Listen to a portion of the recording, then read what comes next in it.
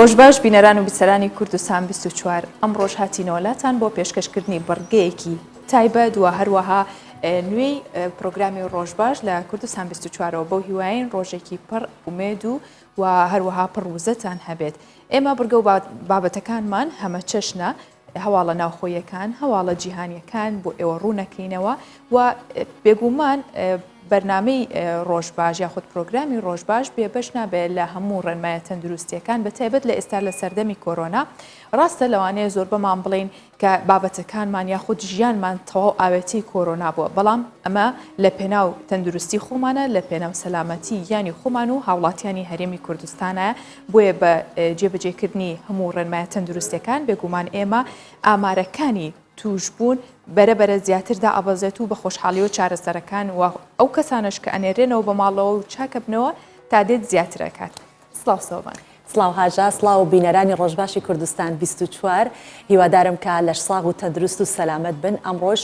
ڕۆژێکی نوێیە لە پرۆگرامی ڕۆژباشی کوردستان 24 کە ئێمە لەگەڵ ئێوەین بە کۆمەڵێ بڕگە و بابەت و پرۆگرام کە لەناو پرۆگرامەکە ئامادەکراوە. هەروەک هاژە باسی لێوە کرد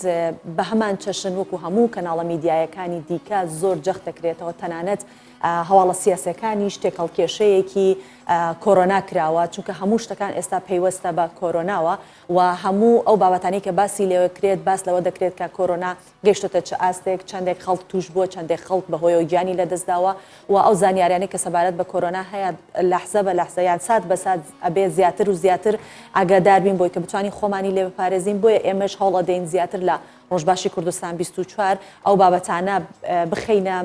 ڕوو کە زیاتر پەیوەندیدارن بە کۆرۆنا، ئەوش بۆ زانیاری زیاتری ئێوە و ئاگاداربوونتان لەم سەرچاوەیە کە سەرچاوەیەکی متمانە پێکراوە کوردستان 24 و زۆربەی ئەو هەواڵ و زانیاریانەی کە لێرەوە بڵاو دەکرێتەوە، ئەو هەواڵان کە ئەتوانن پشتی پێوە ببەستن. و لەو هەواڵانش کە باسی لێوە ئەکەین ئەمڕۆ یەکێک لەوانە ئەو هەواڵەیە کە ئەمڕۆ بە فەرمانی سەرۆکی حکوومەتی هەرێمی کوردستان مەسرور بارزانی ئەو خوێندکار و قوتابیانەی کە لە قوبرسن فڕۆکەیان بەدوادا دەنێردرێت و دەبێ ئامادە بن بۆ گەڕانەوەیان بۆ ناو خاکی هەرێمی کوردستان. ئەمیش ڕێکارێکە بۆ پاراستنی هاوڵاتیانی هەرێمی کوردستان کە لە جەرەوەن و کۆمەڵێ بابەت و کۆمەڵێ هەواڵی دیکە کە ئەمڕۆ دەچێتە ناو ناوەڕۆکی ڕۆژباشی کوردستان 24. سۆڤان فەرموو کورتێ لە هەواڵەکان.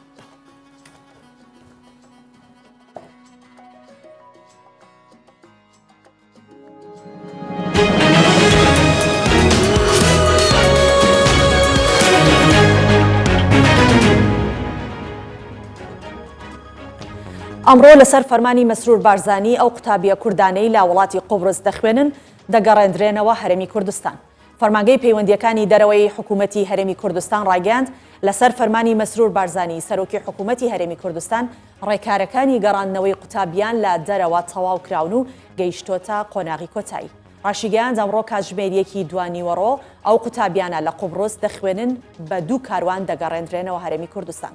داواش لە قوتابیانی کورد لە قوبرس دەکات ئەمڕۆ کاتژمێر دەی بەیانی بە کاتی قوبرس لە فڕۆکەخانەی ئەرجانی نێودەوڵەتی ئامادە بن.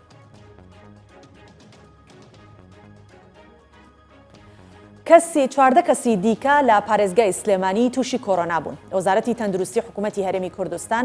لە ڕاگەیەندراوێکدا ڕایگەاندووە لە بەردەوامی پشکنینەکان و گەڕان بە دوای گومان لێکراوان 14 توشبووی ڤایرۆسی کۆرۆنا لە شاری سلێمانی دەستنیشان کراون. ڕاشی گەیاند کە 8 لە توشبووان ئافرەتن و 6 دیکان پیاون کە 7 لە توشبووان لە ناو شاری سلێمانی و پێنجوێن و ساگێز و سیتەک تۆمارکراون و پێشتریش گەشتیان کردووە. هەروەها 7 لە توشبوانی دیکە لە دەربەندی خانن کە بەرکەوتنی لەگەڵ توشبوانی پێشودا هەبوو.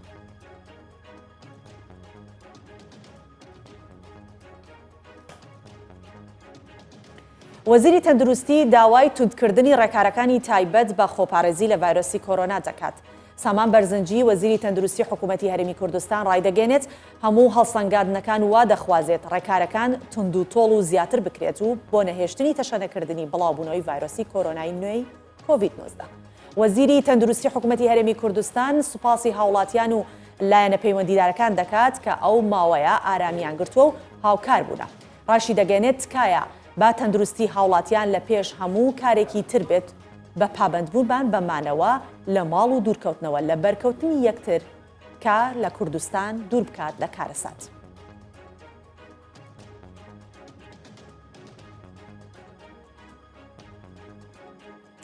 چواردە چەکداری داعش لە گرتوخانەیەکی حەسەکە هەڵاتن. پامنەری کوردستان 24 ڕایگەاند ژمارەیەک چەکداری داعش لە زیندانی گەڕەکی پیشەسازی شاری حەسەکەی ڕۆژاوای کوردستان هەڵاتن. گوتیشی فڕۆکەکانی هاوپەیمانان بۆ ماوەیەک بەسەر ئاسمانی ناوچاکە سوڕاونەتەوە. هاوکات میدیاکانی سەر بە حەسەدا بڵاویان کردەوە کە ڕەوشی گرتوخانەی حەسەکە کۆنتڕۆڵ کرا. دوای ئەوەی چواردە چەکداری داعش هەڵاتن و دوانیشیان لە کاتی هەوڵدان بۆ ڕاکردن بریندار بوون.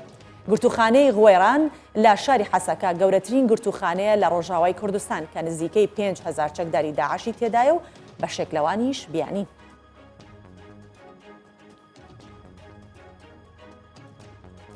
وەزارەتی تەندروستی تورکیا ڕایدەگەێنێت 23 توشبووی دیکە کە کۆرۆنایان توش بوو گیانیان لەدەستاوە. فەخرەدین کۆجا وەزیری تەندروستی تورکیا لە هەژماری تایبەتی خۆی لە تویتەر بڵاوی کردەوە لە 24 کاتژمێردا 1815 حاڵەتی دیکەی توش بوون بە ڤایرۆسی کۆرۆنا تۆمارکراون و لەو ژمارەیەش 23 توش بوو بە کۆرۆنا گیانیان لەدەستاوە. ئاماژەی بەوەش کردووە ژمارەی توشبووانی کۆرۆنا لە تورکیا گەیشتۆتە 9,270 کەس و 131 توش بوو گیانی لەدەستاوە. وەزیری تەندروستی تورکیا ڕایشیگەیاند تا ئێستا پشکنینی تایبەت بە کۆرۆنایان بۆ زیاتر لە 65,000 کەس کردووە. و سەرۆکی ئەمریکا قەدەغەی هاتوچۆی تا 30 مانگی داهاتوو درێژ کردەوە. دۆناڵد ترامپ سەرۆکی ویلایەتە یەکگرتووەکانی ئەمریکا لە کۆنفرانسێکی ڕۆژنامەوانیدا ڕایگەاند ئەگەر پەلە نەکەین بەهۆی ڤایرۆسی کۆرۆنا زیاتر لە 2 میلیۆن کەس گیان لەدەست دەدات. بۆیە ڕێکارەکان تونتر دەکەین و دوورخستنەوەی خەڵک لە یەکتر و قەدەغەی هاتوچۆ تا ڕۆژی 30 نیسانی داهاتوو درێژ دەکەینەوە. ڕاشیگەیاند ڤایرۆسی کۆرۆنا زۆر بەهێزە و بە خێرایی بڵاو دەبێتەوە. ئاماژەی بەوەش کردووە 50,000 ئامێری دیکەی تایبەت بە کۆرۆنا دروست دەکەن و چەند ڤاکسینێکی دژە کۆرۆنا تاقی دەکەنەوە.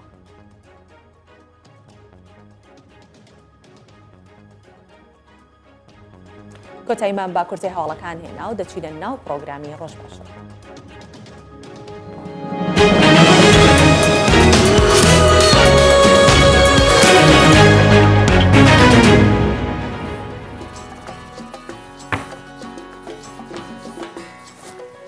ئەمڕۆ 73 ساڵ بەسەر لە سێدارەدانی پێشەوە قازی محەممەد تێدەپەڕێت. لە ڕۆژێکی وەک ئەمڕۆدا لە بەرەبەیانی سی ئاداری ساڵی 1940 پێشەوە قازی محەممەد و حەمە حوسێن خانی سەیف قازی کە ئامۆزای پێشەوە قازی بووە و ئەبول قاسم سەدر قازی کە ئەویشیان برای قازی محەممەد بووە لە گۆڕپانی چوارچرا لە مەهاباد لە شوێنی ڕاگەاندنی کۆماری کوردستان کە ئەو کاتە کۆماری کوردستان لەو شوێنێک کە ڕاگەنراوە لە هەمان شوێن لە سێدارە دراون. دواتر تەرمەکانیان لەسەر شانی ئاپۆرای جەماوەر بەرەو گۆڕپانی چوارچرا بران و بە خاک سپێردران. بەیانی 73 ساڵەمەوە بەر هەواڵێک ڕۆژهەڵاتی کوردستان و بە تایبەت شاری مەهاباتی هەژاند. دەی خاکە لێوەی 1326 هەتاوی 29 لەسەر 30 ئاداری 1940 زاینی پێشەوە قازی محەممەد سەرۆک کۆماری کوردستان لە مەهاباد لە چوارچرای ئەو شارە لە سێدارە درا. پێشەوە قازی محەممەد سەرۆک کۆماری کوردستان ئەبول قاسم سەدری قازی برای پێشەوە و حەمە سەعید خانی سەیفی قازی ئامۆزای پێشەوە بەهۆی ڕاگەیاندنی کۆماری کوردستان لە سێدارە دران. حکوومەتی پاشایەتی تۆمەتی پارچەکردنی ئێرانی لێدابوون. قازی محەممەد دامەزرێنەری حیزبی دموکراتی کوردستان بوو. لەگەڵ دامەزراندنی حیزبەکەی کۆماری کوردستانیشی ڕاگەیاند. کۆمارەکە دوای 11 مانگ کەوتە بەردەم پیلانگێڕیەکی نێوخۆیی و ناوچەیی. دوای ئەوەی یەکێتی سۆڤیەت لەسەر کێرگەکانی نەوتی باکووری ئێران لەگەڵ ڕژیمی پاشایەتی ڕێکەوێت، هێزێکی زۆری وشکانی و ئاسمانی پەلاماری کوردستانیاندا. ئەگەرچی ئەحمەد قەوام سەڵتەنە سەرۆک وەزیرانی ئەو کاتی ئێران بەڵێنی بە پێشەوە دابووکە ئازاری کەس نادات و تەنانەت بەشەکانی دیکەی کوردستانی ئێرانیش دەخاتەوە سەریەک و ئیدارەیەکی کوردی ڕادەگەیەنێت، بەڵام بە پشتیوانی تەواوی بەریتانیا و لە بێدەنگی سۆڤیەت هێزرەوانەی ناوچەکرا. ئیتر ڕژیمی پاشایەتی بە پشتیوانی سۆڤیەت و بەریتانیا و ئەمریکای بەشدارە نوێیەکەی ناوچە کۆماری کوردستانیان هەڵوەشاند و پێشەوا کەشیان لە سێدارەدا. باشێکی زۆر لە مێژوو نووس و لێکۆڵەرە ناسیۆنالیستەکان پێیان وایەکە ئاڵا و پێشمەرگە و پەرلەمان سێ کوچکەی نەگۆڕی کۆماری کوردستان بوونە و ڕادەستکردنی ئاڵای کوردستان لەلایەن پێشەوا قازی محەممەد بە مەلا مستەفا بارزانی نەمر وەکو دەستێکی ئەمینی و نیشتیمان پەروەر درێژە پێدان بەو ڕێگەیە کە ئەمڕۆ ناسپەی هەر بە ئامانج دەگات. وەزارەتی ناوخۆ هۆشداری لەبارەی پێشێلکردنی ڕێنمایی خۆپاراستن لە کۆرۆنا دەدات. وەزارەتی تەندروستی حکوومەتی هەرێمی کوردستان هۆشداری لەبارەی پێشێلکردنی بڕیار و ڕێنمایەکانی خۆپاراستن لە ڤایرۆسی کۆرۆنا دەدات و ڕای دەگەێنێت. بەداخەوە لە چەند ڕۆژی ڕابردوو چەند کەسێک کە نابەرپرسانە بە ئاشکرا داوای سەرپێچیکردنی بڕیار و ڕێنمایەکانی تەندروستیەکان دەکەن و هاژەهانی خەڵک دەدەن بۆی کە خۆپشاندان بکەن و جێرە شێوێنی دروست بێت کە ئێستا زۆرەوە کارێکی هەڵەیە کە مۆڵکردنی خەڵک لە شوێنانە بێت کە ئەوان ڕایان گەیاندووە دەیانێت لە پێناو بەرژەوەندی تایبەتی خۆیان بەرژەوەندی گشتی و تەندروستی هاوڵاتیان بخەنە مەترسیەوە کە ئەوەش هەوڵێکە بۆ بڵاوکردنەوەی ڤایرۆسی کۆرۆنا لە ناو خەڵکی هەرێمی کوردستان. هەر جەختیشان کردوتەوە کە ئەو کەسانەی سەرپێچی یاسا و ڕێنمایە تەندروستیەکانەکەن ڕوبەڕووی سزای یاساییانەکەنەوە کە لە کۆتاییدا وەزارەتی ناوخۆی حکوومەتی هەرێمی کوردستان سوپاسی خۆڕاگری خەڵکی کوردستانی کرۆ و داوا لە هاوڵاتیانی شەکات زیاتر پابەندی ڕێنمایەکان بن. بێگومان پابەندبوونی ئەو ڕێنمایە تەندروستیانەوە مانەوە لە ماڵەوە و کەمیشەش باسمان کردووە ئەو دەرەنجامەیە بێت کە کەمترین توشبووی کۆرۆنا تۆمار بکرێت لە هەرێمی کوردستان بۆ هیوایین کە هیچ تۆماریش نەکرێت بۆ لەمەوەی دووە بێگومان ئەمەش بەوە دروستە بێت کە لە ماڵەوە بمێنینەوە کە ڕێنمایە تەندروستیەکان وەک خۆی جێبەجێ بکەین و هاوکاری ئەو ڕێکارانە بین کە حکوومەتی هەرێمی کوردستان گرتوێتە بەر بە تایبەت لەم دۆخەیە کە حکوومەتی هەرێمی کوردستان ڕۆڵێکی زۆر گرنگ و کاریگەری هەبوو بۆ سەرگیانی هاوڵاتیان و پاراستنیان و دوورکەوتنەوەیان لە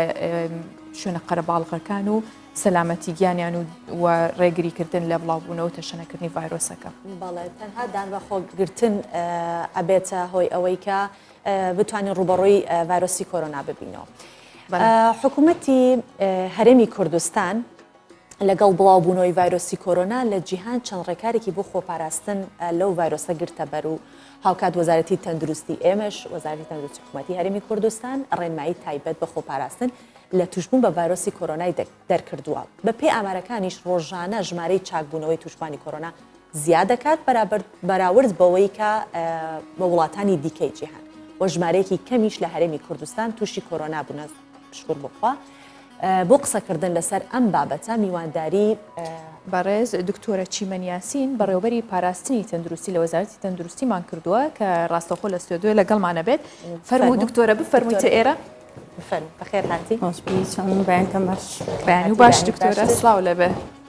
تەندروستی چۆنە پێش هەموو شتێک باشین الحەمدلەوە باشن ئێمە زۆر باشین بۆ هیوایین هەر باش بیت. لەگەڵ کەرەنتینە چۆنە لەگەڵ کەرەنتینە یعنی بۆ کەرەنتین باشە باشە لە ماڵە کاتەکانتان باش ئێمە کەرەنتین لە ماڵەوە ئەوە ناوی کەرەنتین نییە هەوڵە ماڵمانەوەیە زۆر باشە کەرەنتین ئەوانن کە لە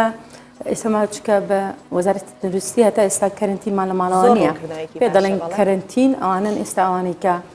لە ناو مەسەلەن هۆتێلەکانن لە ناو شوێنی تایبەتن بۆ 2 هەفتە دەمێنەوە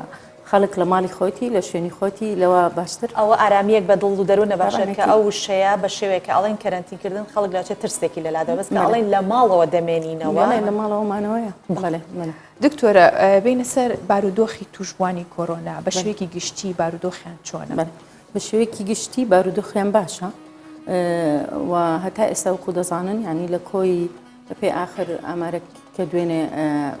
ئەلانکرا 142 نەخۆشمان هەیە لەوانە سەدا بڵێن سیرنۆی چاک بوویتەوە ئەوانی تریش زۆربیان باریان جێگیرە هەتا ئێستا دائیمە بڵێن هەتا ئێستا خۆشبەختانەوە ڕقمێکی باشە بڵێن بە مقارن لەگەڵ شوێنەکانی تر. ڕۆژانە ژمارەی چاکبووان بە ئەوانی کە تووشی کۆرۆنا بوونە ژمارەکە چۆنەکە زیاد دەکات کە ئەو کەسانی کە چاکە بنەوە ڕێژەکە باشە لە چاوخۆیە؟ بەڵێ ڕێژەکە باشە و گوتم یانی ئێستا سەدا 39 چاکبوونەوە و شتێکی دڵخۆشکەرە و بڵێن ئەوانی تریش زۆربیان باریان جێگیرە ئەوە یعنی ئەمە وەکو دەڵێن بە نسبەت شتێک ینی نسبەت تەناسبی یانی شتێکی باشە بە چ ڕێکارێک شتێکی ئەمە دڵخۆشە. هاتە ئامانج کە ژمارەی چاکبووان زیادی کرد چۆن؟ بە چ ڕێکارێک ئەمە هاتە ئامانجە هاتە دەست کە ژمارەی چاکبووان زیادی کرد بخواوە یعنی ئەمە دەستخۆشی دەکەین لەو هۆڵەکانی جیاکردنەوە کە چارەسەری پێویست بە پێی پرۆتۆکۆلی کە ئێستا لە دنیا و ئاخر شت کە دەرمانەکان چینەوە کە ئێمە لەگەڵ وەزارەت تەندروستی بەڵێن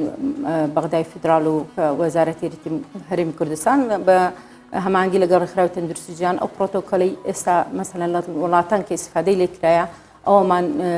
داوە بە بڕێوەبەرەکان کە لەسەر ئەو پرۆتۆکۆلە دەچون و الحەمدولillah ئینشەڵا ئیسفادەیە ئەکید ئەمە دەستخۆشی لەو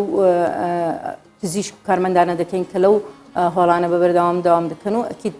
بەدواداچوون و بەڵێم چاودێرێکی پێی پێویست دەدەن بەو نەخۆشان. دکتۆرە سۆفان باسیەوەی کرد ئامارەکانی چاکبوونەوە بەڵام من باسیەوەکەم بەراورد بە وڵاتانی جیهان سوپاس بخوا ئاماری گیان لە دەستدان کەمتر بووە بەداخەوە کە هەر هەیە بەڵام کەمتر بووە ئەمەتان چۆن کۆنتترۆل کردووە؟ بەڵێ بەخۆی یعنی ڕێژەی مردنیش لای ئێمە 1.4 لەوانەیە لە 3 بۆ 4 پترێسە لەسەر مستەوای جیهان کۆنتترۆلی ئەوە ینی ئەمە بەپی نەخۆشەکانمان هەتا ئێستا خۆ دەزانی زۆربەی زۆری مردووەکان یعنی لە تەمەنێکی زۆرە ینی ئەمە معدلی ئەمریمە ئەوەندە زۆر نییە لێرە زۆربەی توشبوانیش ئێرە بەڕاستی تەمەنەکانیان ئەوها گەورە نین گەنجن ئەوانەی کە توشبوونە مەسەلەن ئەوها ڕێککەتە بە زۆری ینی مەسەلەن نەخۆشی تریان نییە بەڵێن وەکو گوتمان نەخۆشی درێژانە یانیش نەخۆشی شێرپەنجە یان مشکلەی بەرگری ئامارەکانمان نەخۆشەکانمان ئەو هارێککەوتن. بەڵێ هۆکاری کەمی ژمارەی توشبوانی کۆرۆنا کاری پێشوەختەی بۆ کرا یاخود هاوڵاتیان خۆیانیان پاراست یاخود هەردووکی بەیەکەوە هەرسێکی کە ئەوەیە ینی بەڕاستی ئمە هەل لە زووەوە کە لە وڵاتی یوهان ئەو نەخۆشی سەری هەڵدا هەرێمە لە مانگیەکەوە لێرە ینی دەستمان پێ کرد بەخۆ ئامادەکردن لەلایەن بڵێن وەزارەتی تەندروستی بە هەماهەنگی حکوومەتی هەرێمی کوردستان بەڕاستی زۆر بە تایبەتی وەزارەتی ناوخۆ و پارێزگاکان هەمومان هاوکار بوون دوایەوەش طبیعی ئێستا ئارامی خەڵک و پابەندبوونیان مانەوەیان لە ماڵەوە وە خۆپارێزی ئێستا خەڵک زۆربەی زۆری دەزانی ئێستا ینی ئەو فکرەیە دروست بووە هەشە ینی چۆن خۆت بپارێزی ئەوە هەمویان بەڕاستی هاوکارن و کاریگەرن بەوەی کە نەخۆشیەکە سەری هەڵدا ئەوە هەر سەری هەڵدا بۆمان هات لە وڵاتی ئێران لە وڵاتەکانی دەرەوە بەڵام وای کردکە تەشەنەکردنی هێدی بیتن ئەو خاو بێتن وانەوێتن کە ئەمەش مەبستمان بەڕاستی لە قەدەغەکردنی هاتوو چۆ مانەوە لە ماڵەوە ئەوەیە کە ئەو تەشەنە یعنی کێسات هەبێتن حاڵات هەر دەبیتن و بەڵام تەشەنەکردنی بە شوێوەیەک بیتن کە بڵێن دامەزراوە تەندەستەکانمان بتوانیتن ئەو کەمیە نەخۆشانە هێدی وەربگریتن چارەسەری پێویستیان بدێت چاکبوونەوە هەبێتن ئەوان بچن وەجبەی تر بن ئەوەیە کە پێ دەڵێن بڵێن کێربی ئپیدمیۆلۆجی مەقسەدمان ئەوەیە بەخۆی فترەیەکی هەیە هەروەبائێک دەبێتە زۆر بەرز دەبێتەوە ما دەمانەوە ئەو لووتکە هێدی بەرزبی و هێدی بینە خوارێ. باشە دکتۆرە کەواتە پێ وایە کە ئاسانترین و سادەترین شێوازی خۆپاراستنی تەندروستیانە چۆنە تەنها مانەوەی لە ماڵۆیان چ شتێکی ترە کە زۆر ئاسان و سادەش بێ بۆ خەڵک؟ بڵێ مانەوەی لە ماڵەوە چکە مەقسەدمان لە مانەوەی لە ماڵەوە کەمکردنی بەرکەوتە نەکتو لە ماڵەوە بی و ینی دەبی فکرەکەت هەبیتن بەرکەوتت لەگەڵ جیرانت نەبی بەرکەوتت لەگەڵ خزمێکی نزیکت نەبی لە هەمان کۆڵان کا بکرێ لە ماڵەوە بمێنیەوە لە هەمان کاتیش ینی خۆت بپارێزیان لە ماڵەوەش ماڵی خۆت خاوێن ڕابگری بەڕاستی چکە ئەتوگە لە ماڵەوە بی مەسەنێکێکی نەخۆش نەبیتن تو زۆر میمە سەر شتەکان هەموو ڕۆژێ خاوێن بکەوە دەستکای دەرگەکان و یعنی خۆت پارێزی ئەوە لە هەمووی مهمترە بۆ کاتی ئێستامان مانەوە لە ماڵەوە کەمکردنی بەرکەوتون و لەگەڵ کەسانی تر خزمی خۆش. باڵێ دکتۆرە وەزیری تەندروستی لە چاوپێکەوتنێکە باسی لەوە کرد کە کەرەنتین یاخود لە ماڵەمانەوە گرنگیەکی وای هەبووە کە هەزاران کەسی لە توشبوون بە ڤایرۆسی کۆرۆنا ڕێگری لەوە کردو کە هەزاران کەس توش بێت. گرنگی لە ماڵەمانەوە بۆ ئەوە دەگەڕێنیتەوە کە کەس توش نەبوو گرنگیەکەی ئەوەیە کەس توش نەبووە توشبوون هەیە بەڵێ ینی زۆر ڕێژەکە زۆر ڕێژەکە کەمە طبعاً تو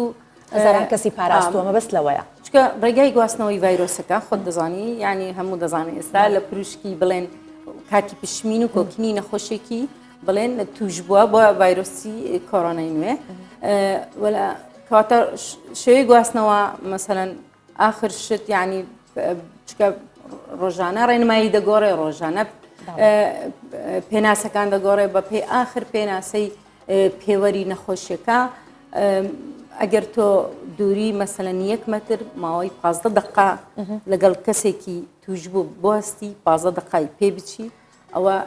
ئەگەری توشبوونت هەیە بە پروشکی پشمینی و هەروەها بڵێن کۆکینی ئەکی دەگەر کەسەکە نەخۆش بێت ئەگەر کەسەکە نەخۆش بێتن چارێ یان بەرکەوتنی مباشر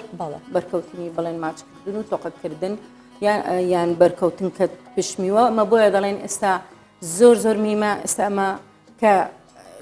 یعنی ئەوها دیاری نەخۆش نین چکەت و لەوانەیە یەکێکمان ئەلگری ڤایرۆس بین و عازمانەبی بەڵام لەوانەیە دەست لە دەم و شتمان بدەین و کە ڤایرۆسەکەی تێدا لەو شوێنە بدەین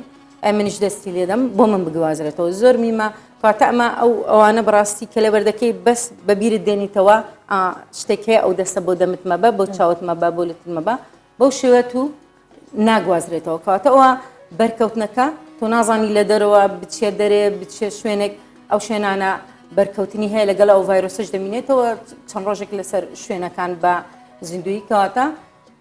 ئەوەیە کە تو لە ماڵت بینیەوە احتیمالی ئەوە کەمترەکە ئەو شوێنانەت ئەو ڤایرۆسی تێدا نەبیتن ئەو پشمینانە نەبیتن کەواتە ئەوە خۆی لە خۆیدا دەپارێزیت و ئەو ڕۆژەی نەخۆشیەکە کەمتر دەبیتن لە ناو خەڵکدا. بەڵێ دکتۆرە تا چەند گرنگە مەناعی لەشمان بەرز بێ بەتایبەت ئایا توانین لە ڕێگی وەرزشکردن و خواردنی تەندروست ئێمە بتوانین مەناعەیەکی وا بە جەستی خۆمان بین کە کەمتر تووشی کۆرۆنا بین هەر بە شێوەیەکی گشتی ینی تو ینی لەو ڕۆژانە خاستن کە لە ماڵەوە مایەوە ینی لە ماڵی دەبی خۆت خەریکەی ینی بەخۆی هەر چکە مهمترین شت بەنسبەت من بۆ بەرگری لەش ینی حاڵەی بڵێن نەفسیتە ئەکیت وەرزشکردن ئەمە دایمان دەڵێن خواردنی هاوسەنگ لە هەموو وەختێکدا نووسنی باش ئستامەنیمانە هەمووی تێک چووە بەس نووسنی باش بەڕاستی و بە پێی تەمەن لە وەختی خۆیدانە یعنی لە شەو وەختێکی باش نووسن و خواردنێکی هاوسەنگ لە میوە و سەوزە و ئەوانە بەرگری لەش باش دەکەم بەس بەعام یعنی تۆ ئەگەر مشکلەی بەرگری ئەوەیە بەڕاستی یعنی خەڵک نەچێ پەنا بەد بۆ فترەیەش خوا و نازام چ بەرگری لەشم باش دەکەم خێر بەرگری یعنی ئەوانی مشکلی بەرگری لە شانێ ئەوانەی مەسان خۆشی بڵێن شێرپەنجانیان بە جۆرێک دەرمانی کیمیاوی وەردەگرن بۆ یعنی مشکلەی یان مشکلەیەکی نەخۆشیێکی یان هەیە پەیوەندی بە بەرگری لەشەوە هەبیت بەڵام بە شێوەیەکی گشتی بۆ هەموو کاتێک باشە تۆ بەرگری لەشت بەو بڵێن ئەو شتانێکی وتمان پتەو بکەیت. دکتۆرە بەسمان لە بەرگری لەش کرد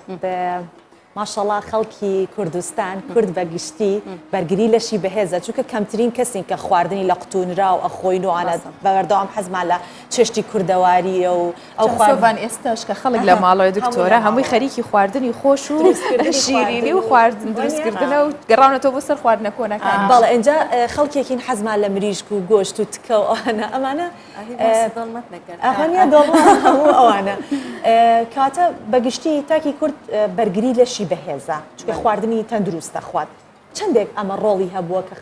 خەڵک کەمتر تووشی کۆرۆنا بێت ئەو شتانە یعنی بە ڕۆژێک دو ڕۆژ دیار نابن ئەو شتانە هەر شتێک کە بڵێم ئێستا دەبی ئیڤیدنس بیس بیت یعنی هەر تەسریحێک بدەین دەبی لەسەر ئەساسێکی علمی بی لەسەر ئەساسێکی توێژینەوە بی ینی پاش ئەو بڵێن ئینشاءالله کۆرۆنامان دەرباز کرد ئینشاءالله دەربازی دەکەین بە کەمترین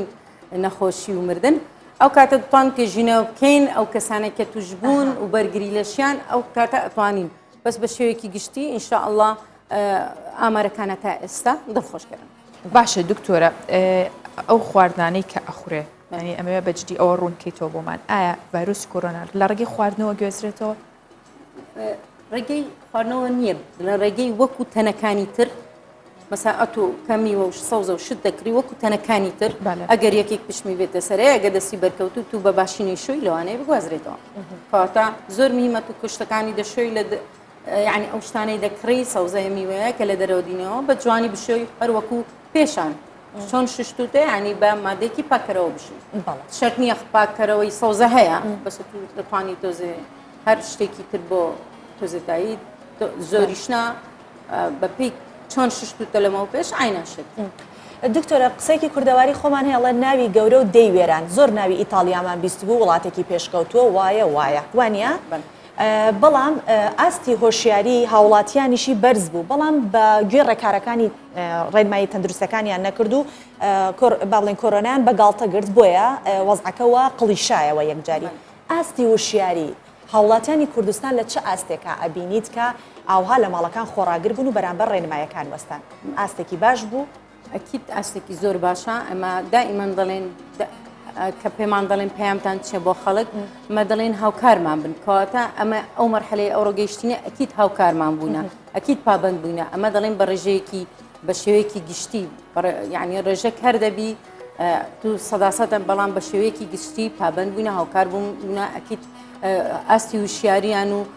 وەڵامدانەوەیان لە بۆ ڕێنمایەکانی تەندروستی حکوومەت زۆر باش بووە و هەروەها دەگەڕێتەوە بەڕاستی ناڵێم ئەمە لەوانەیە کە وڵاتێک هەستمان کرد کە بەخۆی خۆپارێزی لەسەر ئاستی جیان لە هەموو شوێنێک خۆپارێزی باشترە لە چارەسەرکردن بەڵام ئێمە بەپێی سیستمی خۆمان ناڵێن سیستمێکی بەڵام هەستمان کرد کە ئەو نەخۆشیە بەڕاستی ئەگەر زۆر بیتن و لەبەر هۆکاری پێویستی بە هەناسەی دەستکرد و چاودێری چڕ خۆپارێزی زۆر زۆرمین بۆ ئێمە زوو دەستمان پێکرد بەو هەڵمەتا هەتا گەیشتینە ئەو حەدە یعنی ئێستاش دەبی مستەمەر بین من لەوانەیە بگەڕێمەوە هەم هۆشیاری تەندروستی پابەندی خەڵکو و وەرگرتنی ڕێکارەکانی ڕێوشێنی پێویست لە کاتی خۆیدا چونکە سیستەمی تەندروستیەوەن زۆر بەهێزیش بوو کەچی بەرگەی نەگەر چونکە هۆشیاری تەندروستی لەگەڵانە بوو یان پابەندبوونی لەگەڵانە و نەک هۆشیاری تەندروستی بەخۆی لەوانەیە نە بەس ئەوەش لەوانەیە ڕێکارەکان زوو وەرنەگیران یعنی ئەوەش دەگەڕێتەوە یعنی تو دەبێ لەو حاڵەتانە یعنی شتێکە پێ دەڵێن تێکم فۆرگرانت یعنی خۆت بڵێ مشکلە نییە سیستەمم بەهێزە نەخۆشەکان علاجەکەم یان هەندێک وڵاتی دەرەوە هەفکریان کردەوە بە خەڵکە کە هەموو تشبی پێی دەڵێن هەرد ئیمینیتی یعنی کە هەمومان پێکەوە توش بووین مەقاومە وەردەگرین جارێکی توشبین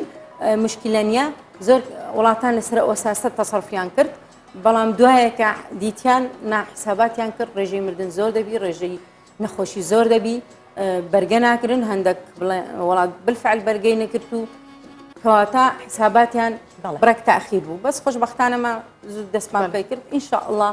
خۆشت ئەمە هەموو وڵاتێک ئێستاحانەیان لە مەرحەلەی چاودێرینە هەر چاودێری دەکەین ئەمە ناڵێن ئەو ڕۆکێ سات ئینشاءالله هەر ئەوە دەبی بەڵام ئەگە پابند نەبی لەوانەیە ئەمەش بگەینە مەرحەلەیەک زۆر بیتن بەڵام هەتا ئەمە بەڕاستی تا بەرکەوتن کەمبی لەو هیوایەدان ڕێژەی نەخۆشیەکانیش هێدی گەشتنە بکەوت کەواتە دکتۆرە چیمەن پێت وایە ئەو دۆخی کە بەهۆی کۆرۆناوە سەهاتوتە ئاراوە لەژێر کۆنتترۆلایە ئێستا سۆفار سۆگوت ئێستا باشە هەتا ئێستا دەتوانین بڵێن لە ژێر کۆنتترۆلدایە ینی بەڕاستی هەموو ئێستا وەکو دەزانم 24 سعات هەموو پزیشک و کارمەندانی تەندروستی داوامان نەکەم بوویتەوە داوام زۆر بووە هەموو بە شێوەیەکی بەردەوام یعنی ئەو ژمارانە کە دەبینن ئەنجامی چەند ژمارەیەکی زۆری پشکنینی لە دووە کە خڕکرایتەوە هەتا مەسەلەن ئەو ژمارەیە دەرد بچیتن بەپێی ئەو ئامارانەی هەتا ئێستا دەتوان بڵێم لە ژێر کۆنتترۆلدایە بەڵام ئەمە بە ئەو هیوایەن کە ئەوها بمێنێتەوە زۆر سپاس دکتۆرە چیمەن یاسین زۆر سپاس بەخێر هاتی سپاس بۆ زانیاریەکانە بە هیوای تەندروستێکی باش زۆر سپاس بۆ بێگومان جێگەی دەستخۆشیە و هەمیشە بە ئەومان لەبەر چاو بێکە کارمەندانی تەندروستی لە ئێستا چەندێک ماندوونە ناسانە لە دەوامکردنی خۆیانان بە هەمان شێوەی برانی ئاسایش پۆلیس هەموو ئەو کارمەندانی بە گشتی کە ئێستا لە خزمەت بە ژیان و تەندروستی و سەلامەتی هاوڵاتیانی هەرێمی کوردستانە بۆیە تکایە ڕەنجی ئەوان بە بامێن تکایە ڕەنجی ئەوان بە فیرۆمێن کە ئەوان لە خزمەت ئێوەدان بە تایبەت کارمەندانی تەندروستی کە ئێستا وای لێ هاتوو ماڵ بە ماڵیش ئەگەڕێن بۆەوەی کە پشکنین بکەن و دڵنیایی زیاتر بە هاوڵاتیان بن هەمیشە ساغ و سەلامەت بن. ئێستا حاجەگوێت لەیە بارانێکی بەخۆر لە هەولێر ئەبارەت و لای ئێمەش زۆر بارانەکە بەهێزە با بەیەکەوە ڕەوشی کەش و هەوای شارەکانی دیکەی کوردستانیش بزانین.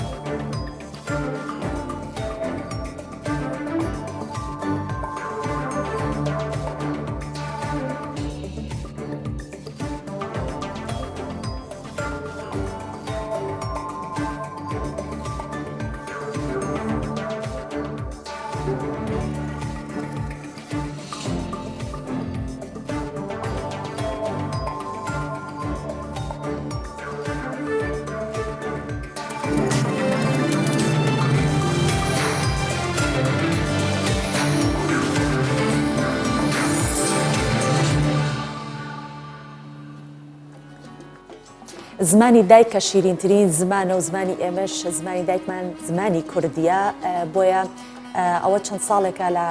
هەر چوار پارچەکەی کوردستان پارچەکانی دیکەی کوردستان زۆر گرنگی و بایەخ دەدرێ بەوەی کە زمانی کوردی پەرەی پێ بدرێت و خەڵکانی ئەو پارچەکانی دیکەی کوردستانیش کوردیەکی پارا و قسە بکەن بۆیە زانکۆی سنا خولی فێربوونی زمانی کوردی بە شێوەی ئۆنلاین کردێتەوە کە بهروز چەمەن ئارا مامۆستا لە زانکۆی سنا بە میدیاکانی ئێرانی ڕاگەیاندووە لە چوارچێوەی هەوڵەکان بۆ بەرەنگاربوونەوەی کۆرۆنا کەمپینی زانکۆ بڕیاری داوە خولی فێربوونی زمانی کوردی بکاتەوە ئاماژەی بەوەش کردووە خولەکە بە شێوەیەکی ئۆنلاین دەبێت لە ڕێگەی ئینتەرنێتەوە پێشکەش دەکرێت و ڕایشی گاندووە ئامانج لەم خولە لەم کاتەدا لە ئێستا هاوڵاتیان لە ماڵەوە دەمێنەوە خۆیان کەرەنتین کردووە. لەبەرەوەیە کە پێویستە بۆ تێپڕاندنی کاتەکان وە سوودبینین لەم دەرفەتانە کە کۆرۆنا ئێستا هەمومانی لە ماڵەوە هێشتۆتەوە بۆیە کە ئەتوانین سوودی لێ ببینین ئەوانەی خوێندنەوە و نووسین بە زمانی کوردی نازانن خۆیان فێر بکەن. بهروز چەمەنارە مامۆستای زانکۆی سنەیە کە ڕایگەیاندوە تا ئێستا 3276 کەس ناوی خۆیان تۆمار کردووە ئەمە ڕێژێکی زۆرە و هەر کەسێکی ژنەی توانی بەشداری خولەکە بکات لەوانێ لەو کاتەیە پێی نەکرێت ئەتوانێت لەسەر ماڵپەڕی زانکۆ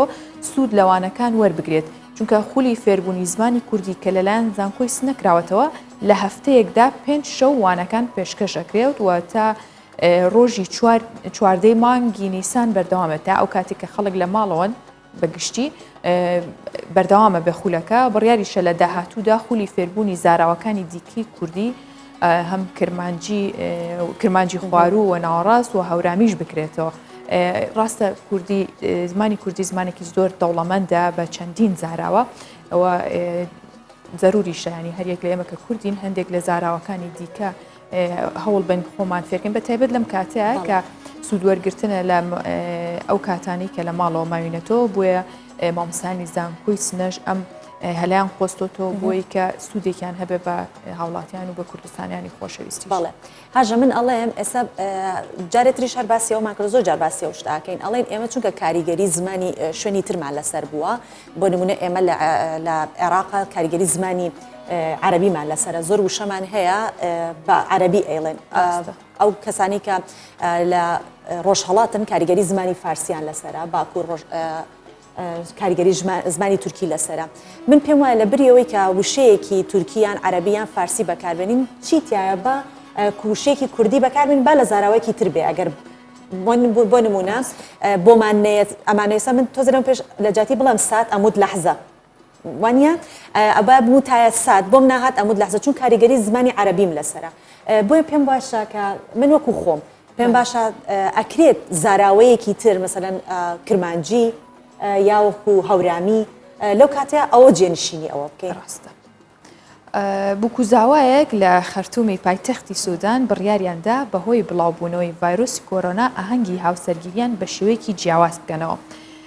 بە جۆرێک لە جیاتی بەخشینی شیرینی سابوون و ماسکیان بەسەر ئامادەبوانی ئاهەنگەکەدا دابەش کردووە و بڕیاریشیاندا خەرجی ئاهەنگەکان بۆ ڕوبەڕووبوونەوەی کۆرۆنا تەرخان بکەن با بەیەکەوە ئەو ئاهەنگە ببینین.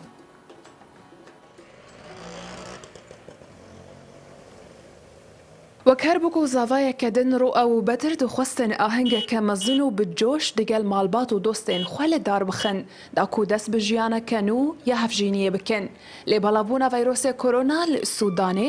هەموو پلانێوان گوهرتن. ڕۆ ئەو بەدر کۆرۆنشتوانی خەرتوم پایتەختە سوودانن ترسا ڤایرۆسێ کۆرۆنا ئەو نەچارکردن ئاهەنگەکە بچووک و بڤان ماسکان دەرباسی قەفەسا زێرین بکەن. هەرچقاس ئاهەنگەکە بچووکە لێ بکوزاوە گەلک دڵخۆش و گەرنژین لەسەر لێوێوان ناچە و لە گرنگترین ڕۆژە خۆدا ڕۆ ئەو بەتر ماڵباتین دەستەنگ یەن باژارێ خۆش بیر نەکردن و خەرجی ئاهەنگە خۆش بۆ ڕێخستنێن تەندروستی یەن تایبەت بڕۆبڕبوونا ڤایرۆسی کۆرۆنایە پێشکەشکردن. فكرت انه يا اخي احنا بنحلم ئەوەی ڕاستی بێت لە مێژ بوو دەمانویست ئاهەنگێکی جیاواز ڕێک بخەین بەڵام لەگەڵ ڕووداوانەی کە دروست بوون وەکو بڵاوبوونەوەی ڤایرۆسی کۆرۆنا ئێمەش پلانەکەمان بەم شێوەیە جێبەجێ کرد ئێستا ئێمە هەموو تێچووی ئاهەنگەکەمان پێشکەش بە ڕێکخراوە تەندروستیەکان کردووە ونعمل فكرة شوية تكون مختلفة. لە چارچۆڤە ئاهەنگێ بۆ کۆزاڤە لە شوونا شیرینیە سابوون ماسک و دەرمانێن پەقشکردنا دەستان لەسەر ئامادەبوویان و ڕۆنشتوانên کۆلانە خوا بەڵاوکردن هەرچقاس هەژمارە پێکەتیên ڤایرۆسê کۆرۆنا لە سوودانê tenê 4 حالەتن و یەک مرî heye lê qedexeya hatin û çûnê li seranserê welat ji 8 şevê ta 6 sibeha hatiye ragihandin.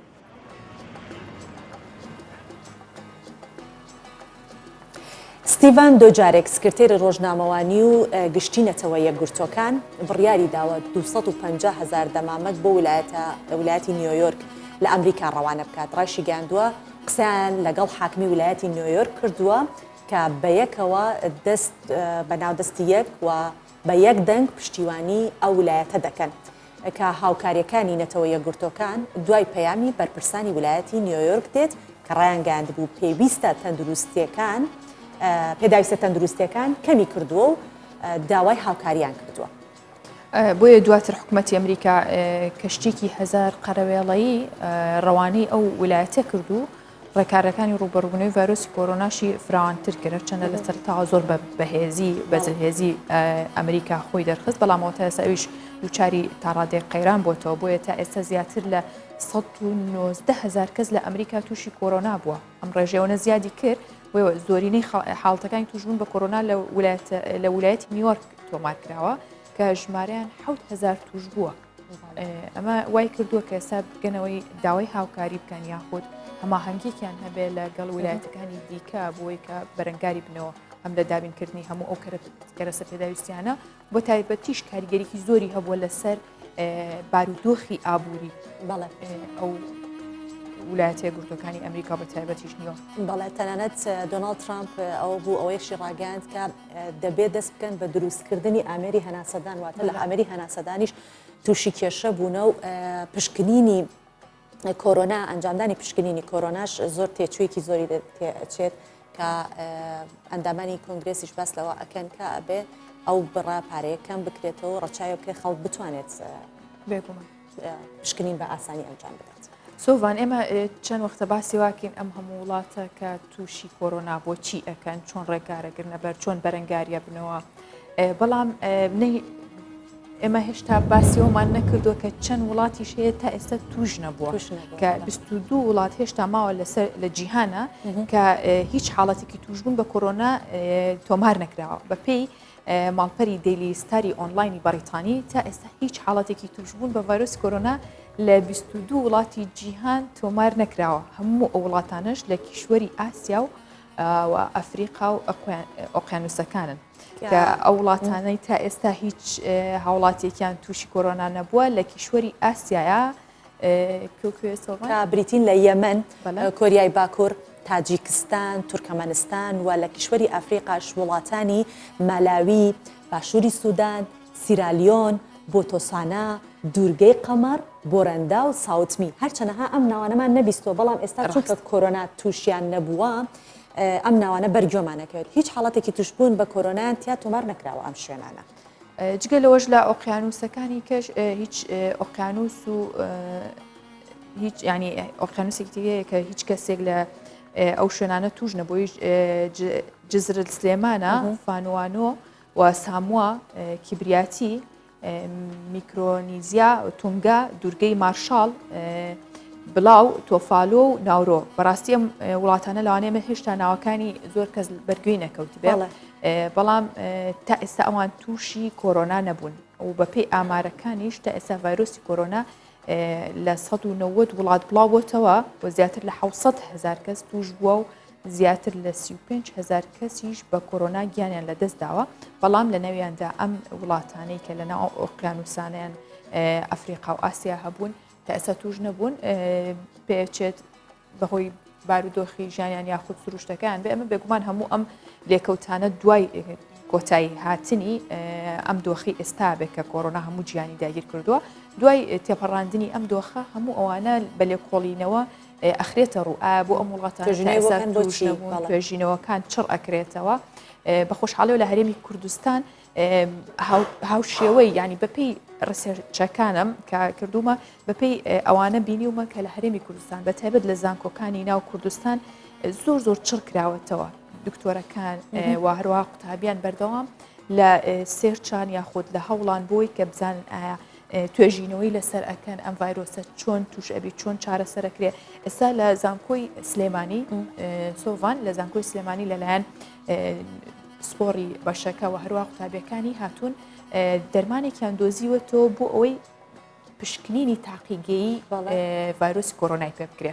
یعنی ئەمە هاوشێوەی ئەو هەوڵانێکە لە جیهانە درێ چۆن ئەو دەرمانیان هێناوە ئەیدۆزنەوە بۆی لە کاتی پشکنینی هەر کەسێک کە ئەیانەوێ بزانن ئایا ئەمە ڤایرۆسی کۆرۆنای هەیە ئەو دەرمانە بەکارێنن بە خۆشحاڵیەوە لە زانکۆی سلێمانی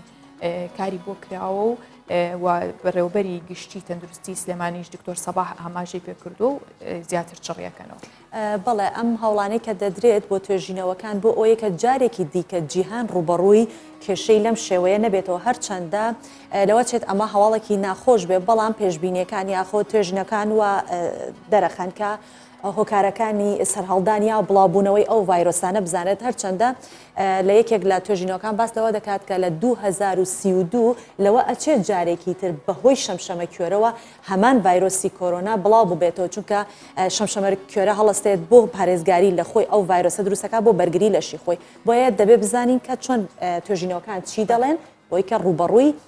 ئەو ڤایرۆسە ببینەوە بەپێی راپۆرتەکانی فۆکس نیوزی ئەمریکی داڕمانی سیستەمی تەندروستی ئیتالیا چەند هۆکارێکی هەبووە کە دەکرا لە سەرەتا کۆنتترۆلی بکات و خۆی لێ بپارێزێت بە بڵاوبوونەوەی مۆتەکەی ڤایرۆسی کۆرۆنا و داڕمانی ژێرخانی پزیشکی و تەندروستی و بەرزبوونەوەی ژمارەی گیان لە دەستان بەهۆی ئەم ڤایرۆسە بۆتە چی کە هەڵوێستەکردن کە ئایا بۆ بەهەبوونی ئەو ژێرخانە پتەوە ئیتالیا گەیشتۆتە لێواری داڕمان.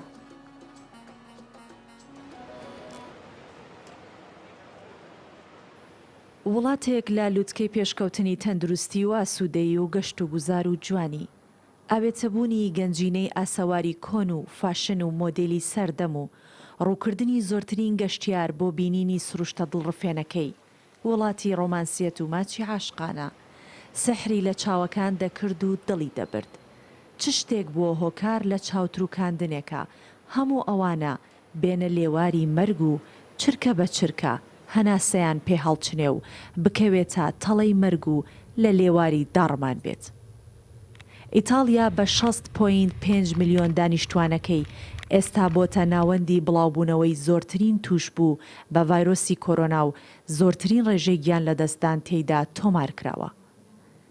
لە سەرەتای بڵاوبوونەوەی ڤایرۆسەکە نەحکوومەتی ئیتالیا بابەتەکەی بە جددی گرت و نەهاوڵاتیانیش پابەندی ڕێنمایە تەندروستەکان بوون. بە تایبەت زۆر تێکەڵبوون و پچەوبوونی پەیوەندیە کۆمەڵایەتەکان لە نێوان هاوڵاتیانی ئیتالی هۆکارێکی سەرەکی بوو لە بڵاوبوونەوەی ڤایرۆسەکە. لەلایەکی دیکەوە ڕێژەی کەسانی بەتەمەن لە وڵاتە کە لە 123.3یان لەسەر و تەمەنی 65 ساڵن کاریگەری زیاتری لەسەر زۆربوونی ژمارەی قوربانیان هەبووە. هەرچەندە پزیشکان و پسپۆڕانی ئەو وڵاتە باس لەوە دەکەن کە مەرج نییە ئەم ڤایرۆسە تەنیا مەترسی لەسەر ژیانی کەسانی بەتەمەن هەبێت.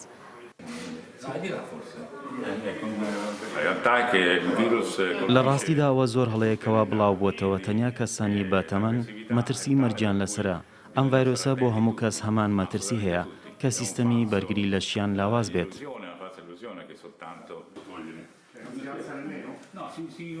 پڕبوونی نەخۆشخانەکانی شێکێکی دیکەن لە هۆکارانە کە لەو وڵاتە ژمارەی توشبووان بەرەو هەڵکشان دەبات. کۆنتڕۆڵ نەکردنی ئەو ئەندازە زۆرە لە نەخۆش وا دەکات کەسانی توش نەبووش لە کاتی سەردان و مانەوەیان لە نەخۆشخانەکان دۆخی تەندروستیان سەختتر ببێت. بەگشتی ژمارەی توشبووان ئێستا لە 70,000 کەس تێپەڕیوە و زیاتر لە 7,000 کەسیش بەهۆی ڤایرۆسی کۆرۆنا لە ئیتالیا کە ناوچەی خوشکوزەرانی ئەوروپا بوو گیانیان لەدەستداوە. دەچینە یابان و ساکورا بە ڕەنگە سپی و پەمەیەکەی سەرنجی چاو و دڵەکانی بەلای خۆیدا دەڕفێنێت. بە شکۆفەبوونی دارگێلاسەکانی تۆکیۆ بە زمانی سروش چاو و هەست ئەوە تێدەگەێنن کە وادەی هاتنی وەرزی بەهار دەستی پێکردووە. بە بارینی سەما ئاسایی گەڵاوردەکانی ساکورا ساڵانە شقامەکانی تۆکیۆ جیوەی بەهار بۆ گەشتیاران و هاوڵاتیانی یابانی جوانتر و ڕازاوەترە کرد. هەندێک ساڵ ساکورا هەفتەیەک یان 9 ڕۆژ پێش وادەی خۆی قونچەکانی زەردەخەنەیان بەڕووی گەشتیارانە کرد و دەکرانەوە. بەڵام ئەم ساڵ ئەو دارگوڵە ناسکە دەیەوێت بە کۆرۆنا ئەوە بسەلمێنێ کە لە ناو سەختی و سەرمای بەفریش خۆڕاگرێ بێت و مژدەی هاتنی بەهار دوای خۆشی هاوینێکی گەرم کە وادەی لاوازکردنی ئەو ڤایرۆسە کوشندەیە دەداتە هەموو دنیا. ئەستەما بینینی دیمەنە جوانەکانی دارگێلاسەکان بهێڵێت خەڵک لە ماڵەکانیان بمێننەوە. هەر بۆیە حاکمی تۆکیۆ داوای لە هاوڵاتیان کرد کە ئەم ساڵ بۆ پاراستنی گیانی خۆیان و هاوڵاتیان لە پشووی کۆتایی هەفتە لە ماڵەکانیان بمێننەوە وەکو ئێمە نەورۆز نەکەن نەچنە دەرەوە. نەشتن بۆ سەیری داری ساکورا.